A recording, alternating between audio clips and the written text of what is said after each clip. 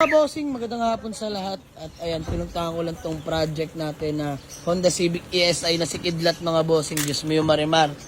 Kahit tagal lang dito mga bossing, pinapark ko lang dito kaila Boss Popoy. At dahil punong-puno na sa garahe at doon sa bahay natin, walang magandang paradahan doon. Syempre, andyan lang din si Adi mga bossing, ang ating project pick-up na Ad Resort. Diyos mo yung marimar. Natatambak na lang. So ito, umpisa na natin si Kidlat mga bossing i-project. Paglaanan na natin ng oras. Dadali na natin sa paint shop para mapinturahan ng mga bossing. Sa sobrang tagal na itong nakatambak dito mga bossing.